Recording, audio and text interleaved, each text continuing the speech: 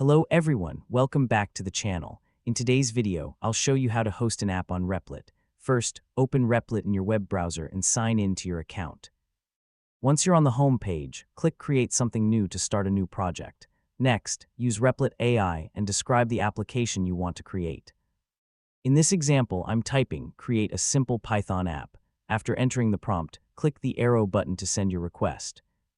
Replit AI will now begin generating your application automatically based on the prompt you provided. Depending on your request, this process may take a few moments, so just wait while the project is being created. Once your app is ready, you'll be able to review the generated code, make any changes you want, and continue building your project. If your Replit account supports app hosting and deployment, you can later publish your application and get a live URL to share it online. And that's all for this tutorial. I hope this video helped you understand how to get started with creating an app in Replit. If you found this guide helpful, please like this video, subscribe to the channel, and turn on the notification bell for more Replit tutorials. Thanks for watching, and I'll see you in the next video.